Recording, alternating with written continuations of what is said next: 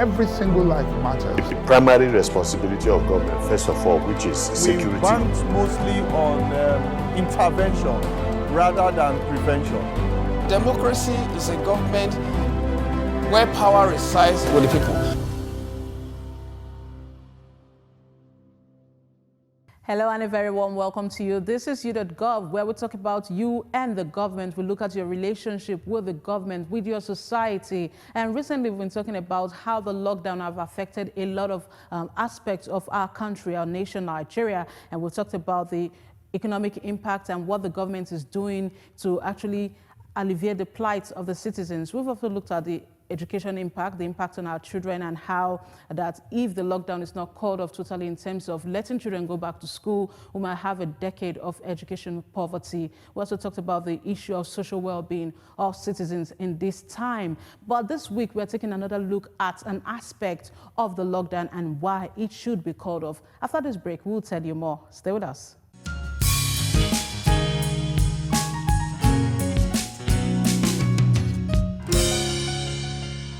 It's 3,653 days snowballed into 10 years of victories, 10 years of impact, 10 years of beauty, 10 years of excellence, and 10 years of successes. Thank you, our dear esteemed partners. You made the years worth its while. For your unflinching support, your seeds of love, for standing with us through and through. Thank you. It's our festival of vibes.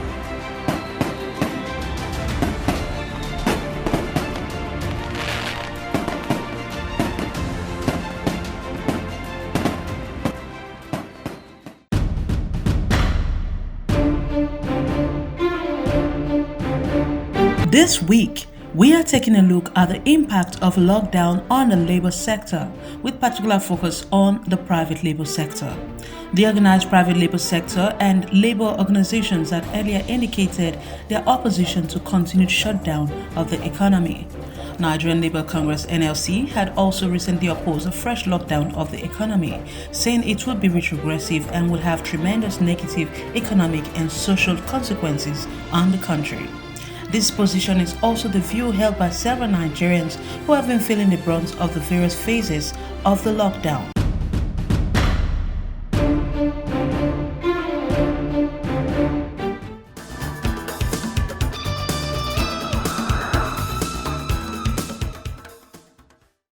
The problem is that the situation of Nigeria now, everything is very high. And again, like the way this COVID-19 disturbing for this country, this is our Nigeria. For now, we feel that everything is getting better now. But like now, the situation of VRT is carrying normal seat for their long buses. But I don't know why they are disturbing commercial buses to carry two. We supposed to carry our normal seats again, like as VRT are carrying their own normal seats. They are disturbing commercial bus not to carry normal seats. But the masses are not, they are complaining of paying higher. The masses are complaining they don't have the money because this the higher is disturbing them, is shorting their money enough. So they want everything to come normal so that they will pay in the normal prefer they're supposed to pay. Yeah, that's very good. So let government look about it and know what to do so that things will come better for Nigeria. VRT are carrying normal seats, everything is normal for their own is normal price, but commercial bus is higher because of the condition they give them. 2 is higher in the price. You know where to start from and what to do, because this pandemic is not just in this country alone; it's all over. And now you said that you are using the lockdown. Has it reduced? Rather than getting reduced, it's getting the figures are getting up every day, and now we're using the lockdown. But the reason why they have to do that is because they have not been able to do any palliative for the citizens, and that's why they have to do this.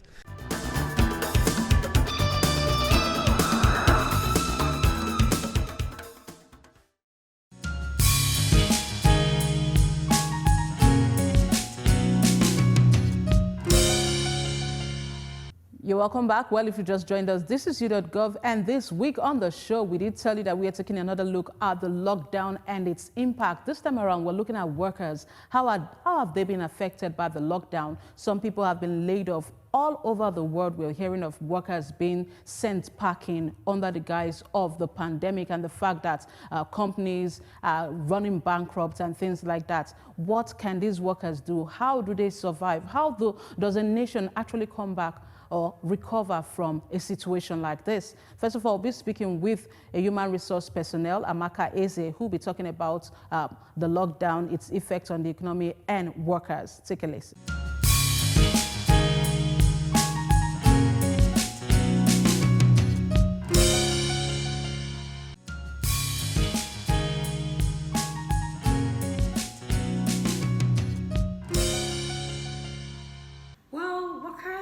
In the private sector,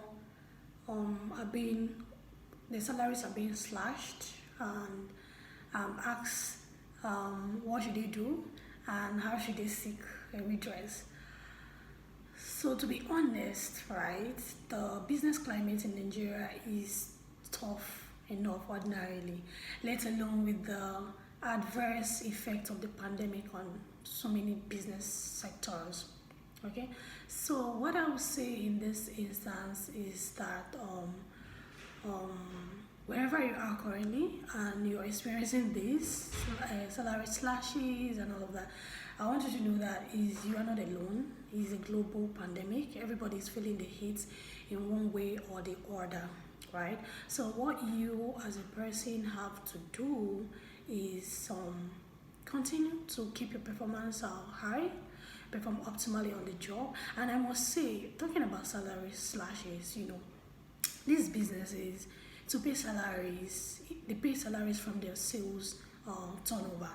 Now imagine when a business is not selling as it used to be. Now that as it used to do, right? Now that sales and other economic activities have declined drastically, you see, it kind of has a very negative impact on companies' bottom line, and which has actually made them to take some necessary decision so that they can actually survive. So it's better we help them at this time to actually survive, right, this period, than being out of a job, So what we can do as people is to, keep up with our high performances, make sure you do continue doing the great job so that the business can at least still survive to pay the salaries.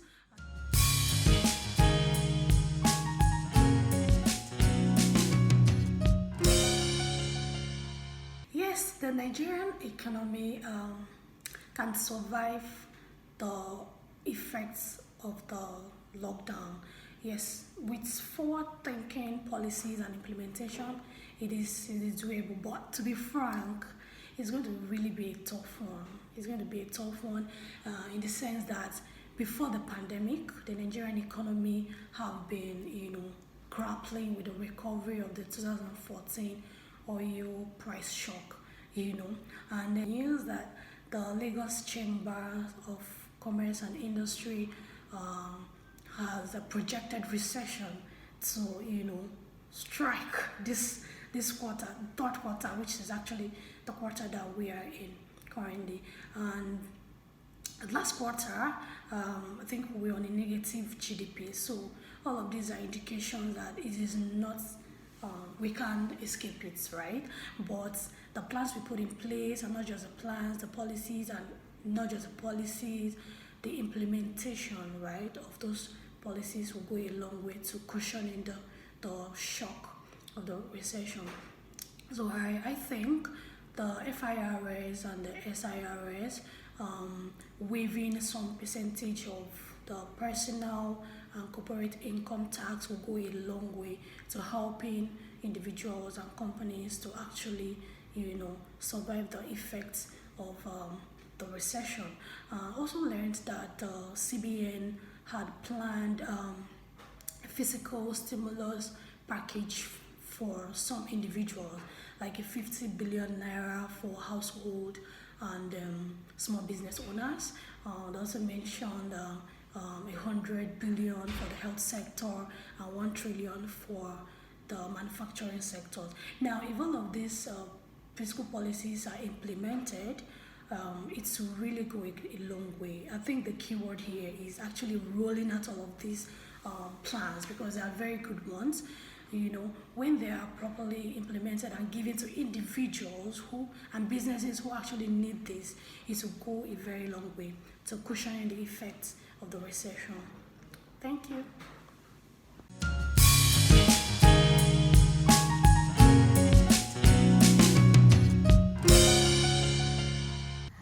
Well, that's quite interesting. Amaka Ezeh there, a human resource personnel, talking about the impact of the lockdown on workers and what the government should be doing. Definitely we will recover from this. We would come out stronger and better. We'll go on a quick break. And when we return, we'll be looking at the legal aspect of this lockdown on workers. How do they seek redress? What can they do in these times?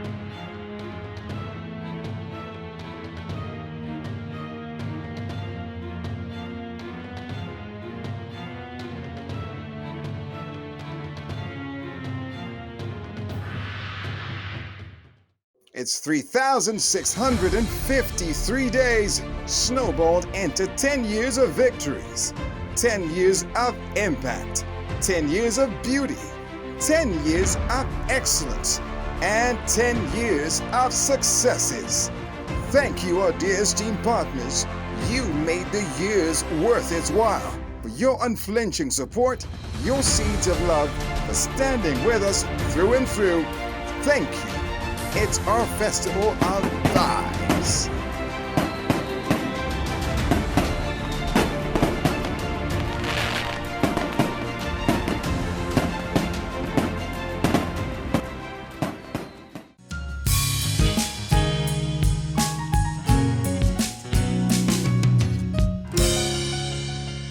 Well, if you just joined us, this is You.Gov, and this week on the show, we've been talking about the impact of the lockdown on workers, especially those that have been laid off, and some of them have actually had their salaries cut down, and of course, they are not getting allowances as they should.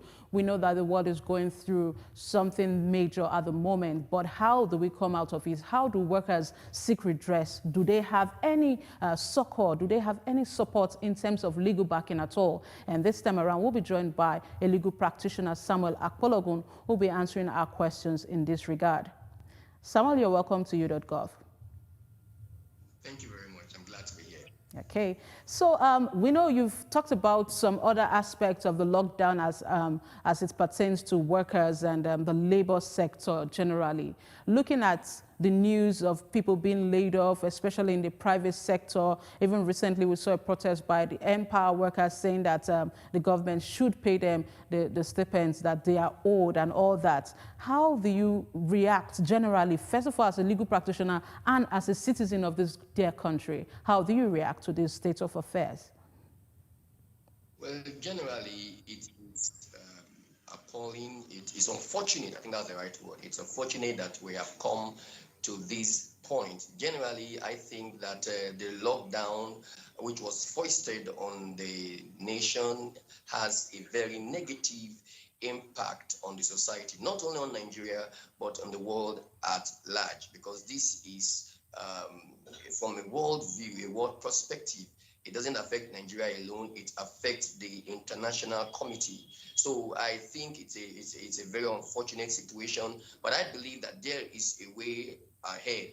Everybody is affected by the pangs of it, the employers and the employee, but we must find a way to come to a win-win situation and then and have everybody being happy at the end of the day. The challenge I have there, however, is a situation where a party, maybe especially the employers of labor, try to be the Shylock and then try to ensure that they have all the gains and push the losses to the employees, especially those that they think are more vulnerable and less able to fight back. However, I believe that the legal structure, the legal balance has created some bit of protection for the employees, at least much more than it used to be. Tell us a bit about how they have legal protection, how these workers have legal protection, because some of them are casual workers, they are deemed casual workers, some of them are in private sectors. How does the law really protect these ones? Yes. Before now, I must state there is an advancement in the labor law jurisprudence. There's an advancement in the labor law jurisprudence and, for that matter, employment law. Before now, an employer can simply hire and fire, can fire anybody at will with or without reasons. But the recent development is that that is no longer the position. You are now the National Industrial Court, by its creation, that is the Constitution of the Federal Republic of Nigeria, created the National Industrial Court and gave it enormous powers. And part of its powers is the jurisdiction to look into international instruments of which Nigeria has subscribed to. And there are international instruments that have now prescribed and which courts have followed that the workers, even in private sector, who were deemed initially not protected by statute, are now protected to a large extent. You can't just hire and fire. You can't just fire them at will. The law now requires the employers to state reasons, and for that matter, cogent reasons before they could employ. And that's a lot of protection. Before they could fire, to say. And that is a lot of protection, because if you don't have good reasons, and this reason should be the fact that the workers have not been working well and all of those things. If there are not good reasons, or that they have breached the conditions of work ethics which justifies being laid off, the court will insist that that employer reabsorb the hitherto laid off employee, or for that matter, pay some damages. Now, at that apart, we also understand, however, because the next question now will be, what about in the face of the fact that there is a pandemic? Well, I understand very soon cases will be in court, and then employees will definitely be raising the principle of law that is called force majeure. Force majeure is that principle of law that allows a party or parties to a contract to withdraw from the contract because of frustration. Frustration is a situation in contract law where an unforeseen circumstance that is outside the control of either parties affect the contract, such that the contract is can no longer be performed as it is defined in the contract agreement. So such example could be things like pandemic. The pandemic, for example, could be could cause a form of frustration. For example, where a situation where the contract, the workplace was locked down and there are no production, that of course could be said to be something that can lead to a frustration. Because number one, if the force majeure will only be relied on if it is present in the contract of employment, if it is inserted as a clause in the contract of employment. We also know that in instances where it is not installed or inserted in the contract of employment, employers will want to rely on the common law of frustration. We also know that frustration, whether by force majeure or by any means, can only be pleaded when both parties have done all that they need to do to mitigate the damage. So if the employers have not done what they need to mitigate the damage, then the employees will also have a redress. Apart from that, frustration I was going to butt in a bit, Samuel, to say that, of course, we have the courthouse where we're going to delve in depth into the legality or otherwise of this issue and the force majeure, frustration of contract issue and the rest of them. But to the common man, to the worker on the streets now, they want to know, what can we do now that they've said, go home, you can no longer come to work, or we are going to pay you, instead of paying you 100,000, for instance, we're going to pay you only 50,000 naira because we do not have money. Just a word of advice that they can actually run with, that they can take to their employees or to their employers or to whoever, whichever lawyer they want to represent them. Just that word of advice to these workers. Well, my word of advice is that they should take heart. This is not the end of the road, because they will have some redress. I can assure you there will be some redress in court if they have to go to court.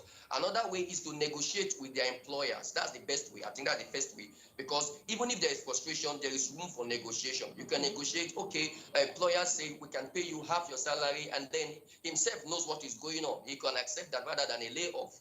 And other instances, there are other ways to negotiate, and then when the pandemic is over, everything can return back to normal. But the situation where the employers want to use the contract as a guise to totally lay off employees, I think that is where it is not fair. Right at all. And then even then, there are still redresses. There are still redresses. Okay, then looking at the role of the government, we had one of the representatives of the government recently talking about the fact that even out-of-school children were still getting some of these basic supplies at home. We also heard that some of the contractors that used to supply food, they still got their supplies and they still had their jobs. Basically, the Empower project, they said they were still paying. But we just recently saw a protest by some of these Empower employees saying that government has not paid them for a while and they're demanding for payments and all that. And coupled with the fact that the private sector, government is really not intervening per se, what can you tell us to tell the government in this regard? Because the private sector, they are doing things the way they deem fit, the way they feel they can, and some teachers, for instance, are not being paid at the moment. Some other workers in the private sector are crying out and all that. What can the government do to intervene in this situation? The private sector seems to be the worst hit of by this pandemic, and then the best the government can do is to send in some sensitizers or some palliatives, especially channeled at the small and medium scale entrepreneurs, the private sector, and try to stimulate their business again. This is not strange. It's happening in other climes.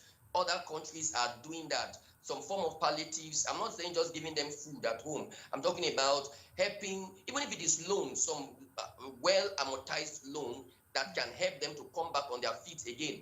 The truth is this: when the government does this, the government is not just helping them, the government is helping itself, because by this pandemic, a lot of people's eyes have been opened, and it is leading to what we call capital flights. A lot of people are living or planning at least to leave this country, because from the look of things, the country doesn't seem to have enough things ready to help the entrepreneur, especially the small and medium scale entrepreneur. So the only thing the government can do is to stimulate the economy by helping these private sector. That is how they can reduce capital flight. That is how they can reduce human capital flight. And if they do not do that for now, in the next 5 to 10 years, Nigeria will be worse off. The challenge we're having is that few persons in the political arena are trying to strangulate the country by taking all the resources into individual pockets. This will not help us. The best way is to stimulate the economy and let the economy come back to its feet, and then soon be better for it. I believe Nigeria has a lot of potentials in this regard if we really mean business. Thank you so much, Samuel Akpologun, for your time and for helping us understand better that we can actually seek redress, and that is what Nigerians want to hear. But like you advised, the first thing workers should do is to try and negotiate their contracts again with their employers, and so that they would not lose out totally, because we know that the economy has actually been hit by the fiasco playing out. Thank you once again, and we'd like to hear from you some other time on You.Gov. Thank you very much. The pleasure is mine.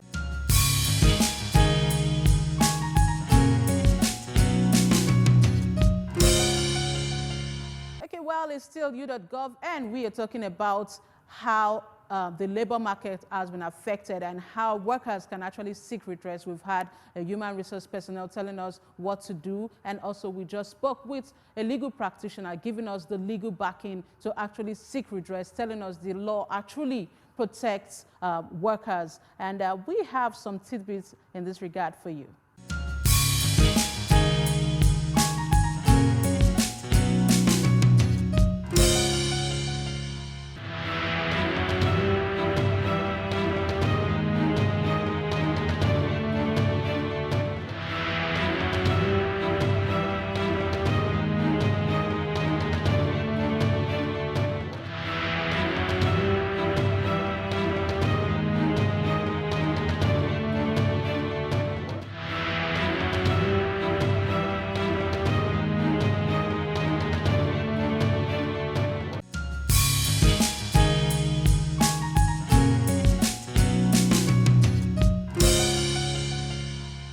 Well, that's as much we can take this week on You.Gov. We talked about the labor sector, looking at how the lockdown has affected workers. And of course, we are calling on the government to do a little more to stimulate the economy so that we can actually get a full recovery of the economy. We want you to join our conversation. We want you to speak out and cause changes, be the change that you want to see. And that's why we encourage you to use our hashtag You.Gov, hashtag #LoveApplause. And we also encourage you to send comments to the number that will be showing on your screen now. And you can also download our app. We want you to download our app so that you can watch our programs on the go. I am Ezeh Olomu-Agbodo. God bless you and God bless Nigeria. Bye for now.